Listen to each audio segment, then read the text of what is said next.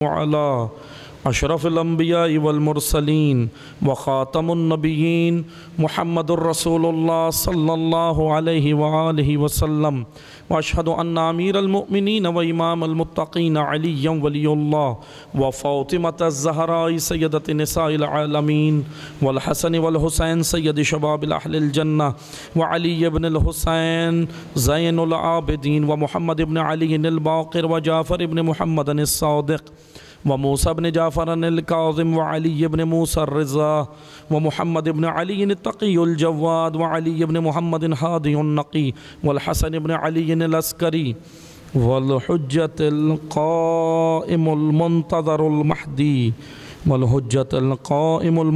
المهدي اللهم كن لوليك الحجة ابن الحسن صلواتك عليه وعلى آبائه في هذه الساعة وفي كل ساعة وليا وحافظا وقاعدا وناصرا ودليلا وعينا حتى تسكنه أرضك طوعا وتمتعه فيها طويلا. اللهم صل على محمد وآل محمد. اما بعد، بندگان خدا، میں آپ سب کو اور اپنے نفس کو ایک بار پھر تقوی الہی کی وصیت کرتا ہوں، تقوی الہی کی نصیحت کرتا ہوں۔ خداوند متعال نے انسان کی نجات کا نظام تقوی میں منحصر کیا ہے۔ اگر تقوی یعنی ہم بیان کر چکے ہیں آپ کی خدمت میں بار بار کہ تقوی یعنی اللہ کی مقرر کردہ حدود، اور ان حدود سے جو بھی باہر جائے گا قرآن کریم نے اس کی مذمت کی ہے۔ حدود سے باہر نکلنے والے کو قرآن نے فاسق کہا ہے۔ فاسق، فسق کہتے ہی باہر نکلنے کو ہیں عربی زبان میں۔ فسق یعنی جو باہر نکل گیا ہے، دائرے سے باہر نکل گیا، بارڈر لائن جو کراس کر لے، یہ فسق ہے۔ اور قرآن کریم اسے مومن نہیں کہتا، فاسق کہتا ہے، اور فاسقین کی مذمت قرآن نے کی ہے۔ آج حالات حاضرہ میں دو چیزیں بیان کروں گا۔ آج اگر ملک کے اندر آپ کو افراتفری نظر آ رہی ہے، فسق کی وجہ سے، قرآن سے دوری کی وجہ سے، اسلام سے دوری کی وجہ سے، اسلام کا لباس اوڑھ کر بعض لوگ اسلام سے بہت زیادہ دور ہیں۔ جتنا بے دین اسلام سے دور ہے، اس سے کئی زیادہ وہ ہیں جو اسلام کا لباس اوڑھ کے دور ہیں، کیونکہ وہ رسول اللہ کی تعلیمات کو مسخ کر رہے ہیں۔ رسول اللہ کی تعلیمات کو مسخ کرنا ہے، اور جو یہ کام کر رہے ہیں یقیناً قابل مذمت ہیں، اسلام کے لیے بھی نقصان دہ ہیں، پاکستان کے لیے بھی نقصان دہ ہیں۔ یقیناً جو حادثہ اس وقت پیش آیا ہے پنجاب کے اندر قابل مذمت ہے۔ اقلیتوں کا تحفظ ذمہ داری ہے، حکومت کی بھی ذمہ داری ہے، اور تمام ایک باشعور اور بہترین مسلمان کی ذمہ داری ہے اقلیتوں کا تحفظ۔ اقلیتوں کے تحفظ میں اس لیے کہہ رہا ہوں کہ اگر خدا نخواستہ کوئی توہین رسالت کر رہا ہے، کوئی توہین قرآن کر رہا ہے، کوئی توہین اہل بیت کر رہا ہے، تو پاکستان میں قانون موجود ہے، قانون کے تحت اس کو سزا ملنی چاہیے، لیکن قانون کو ہاتھ میں لینا اس کی اسلام بھی اجازت نہیں دیتا اور آئین پاکستان بھی اجازت نہیں دیتا۔ مجرم ہیں وہ لوگ، مجرم ہیں، اسلام کے بھی مجرم ہیں اور پاکستان کے قانون کے بھی مجرم ہیں جو اس طرح اپنے ہاتھ میں قانون کو لیتے ہیں۔ یقیناً یہ تعلیمات رسول اللہ نہیں ہے، یہ تعلیمات اہل بیت نہیں ہے۔ تعلیمات رسول اللہ، جیسا میں نے عرض کیا، بس دو جملے عرض کروں گا کہ تعلیمات رسول اللہ معاشرے کے اندر امن قائم کرتی ہے، امن۔ حتیٰ کہ مدینہ کے اطراف میں جو یہودی رہتے تھے ان کے ساتھ رسول اللہ نے معاہدہ کیا تھا۔ یہود کے ساتھ کیا معاہدہ تھا؟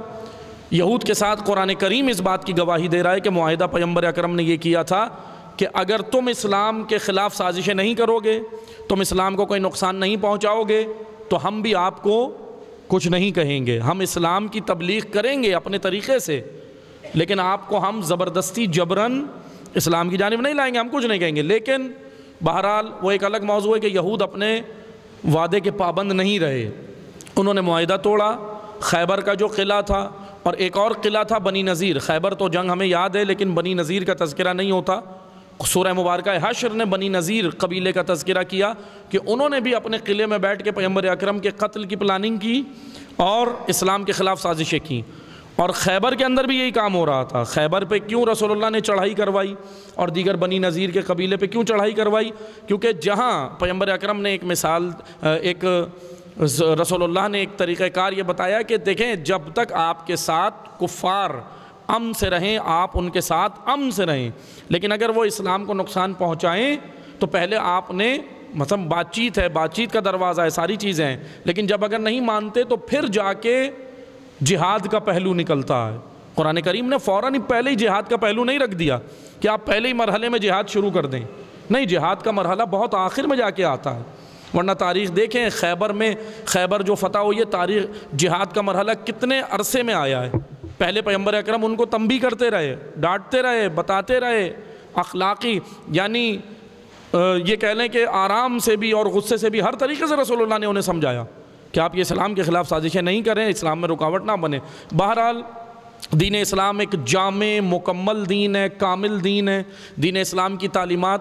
اور میں ان لوگوں سے بھی عرض کروں گا جو آج ایسے لوگوں کو دیکھ کر اسلام کو کرٹیسائز کرتے ہیں، معذرت کے ساتھ ہیومن رائٹس کے ادارے آج عالمی سطح پہ آپ دیکھیں، اب میں حمایت نہیں کر رہا جو حادثہ ہوا ہے، لیکن بات یہ ہے کہ اگر یہی نام نہاد مسلمان اگر کچھ کر دیں تو ہیومن رائٹس والے پورا شور مچانا شروع کر دیتے ہیں پوری دنیا میں، اقوام متحدہ یون کے ساتھ۔ اور اگر ہندوستان کے اندر مسلمانوں کے اوپر بہت کچھ ہوتا رہا پورے 1 سال کے عرصے کے اندر، بلکہ 1 سال نہیں، یہ اس پوری حکومت میں پی جے پی کی حکومت میں پورا ہوتا رہا، لیکن آج تک اتنے حادثات کے اندر ہیومن رائٹس کی کسی عالمی تنظیم نے ہندوستان کے مسلمانوں کے لیے آواز نہیں اٹھائی۔ کیوں؟ اس کی وجہ یہ کہ مسلمان ہیں۔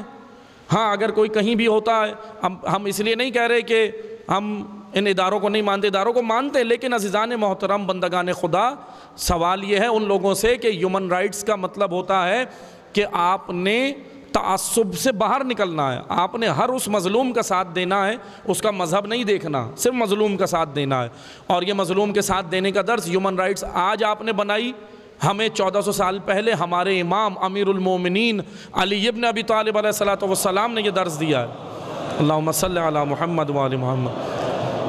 امیر المومنین نے یہ درس دیا ہے کہ ہمیشہ مظلوم کے حامی اور ظالم کے خلاف رہنا۔ یہ مت دیکھنا کہ وہ تمہارے فرقے کا ہے مظلوم، یہ مت دیکھنا کہ وہ جو ظالم ہے وہ تمہارے فرقے کا ہے، تمہارے خاندان کا ہے، تمہارا بھائی ہے، حتیٰ کہ تمہارا سگا بھائی بھی ہے۔ اگر کسی پہ ظلم کرے، امیر المومنین کہہ رہے ہیں اس کے خلاف ہو، اس کا ساتھ نہیں دینا۔ یہ معیار ہے، یہ ہے اسلام، یہ ہے خوبصورت اسلام۔ آج تشیع کی ذمہ داری ہے کہ اسلام کا حقیقی چہرہ لوگوں تک پہنچائے، عزاداری کی ان مجالس کے ذریعے سے ہم پہنچا سکتے ہیں۔ انشاءاللہ دعا کرتے ہیں اللہ تعالی ہمیں دین اسلام کو حقیقی معنی میں سمجھ کر اس پر عمل کرنے کی توفیق عطا فرمائے۔ وقت تمام ہو گیا، ورنہ مہدویت کے حوالے سے آپ کی خدمت میں چند عالمی سازشیں بیان کرنی ہیں، لیکن وہ انشاءاللہ پھر آئندہ جمعے میں بیان ہوں گی کہ مہدویت کے خلاف عالمی سطح پہ کیا کیا ہو رہا ہے، کیا کیا پلاننگز ہیں، اور یہ جو جوانان، میں جوانوں سے عرض کروں گا آپ لوگ جو بیٹھے ہیں، آپ نے کس طرح آج تعلیم حاصل کر کے اپنے امام کے لیے زمینہ سازی کرنی ہے۔ یہ فریضہ ہے، اور جمعے کا دوسرا خطبہ ہی وقت کے امام سے منسوب ہونا چاہیے، یعنی کہ ان کی تیاری کے لیے دعا کرتے ہیں اللہ تعالی ہمیں اپنے امام کے ظہور کی تیاری کی توفیق عطا فرمائے۔ پروردگارہ ہمیں معرفت کے ساتھ اپنی بندگی کی توفیق عطا فرما۔ حاضرین میں کوئی بیمار ہے شفاء کلی عطا فرما، پریشان حالوں کی پریشانیوں کو دور فرمائے۔ پروردگارہ مملکت پاکستان کو استحکام عطا فرما۔ پروردگارہ تمام مقامات مقدسہ کی علماء حق کی حفاظت فرما، عزاداروں کی حفاظت فرما۔ پروردگارہ امام عصر کے ظہور میں تعجیل فرما، ہمیں امام کے ناصر و مددگاروں میں شمار فرما۔ بسم اللہ الرحمن الرحیم۔ والعصر ان الانسان لفی خسر الا الذین آمنوا وعملوا الصالحات وتواصوا بالحق وتواصوا بالصبر۔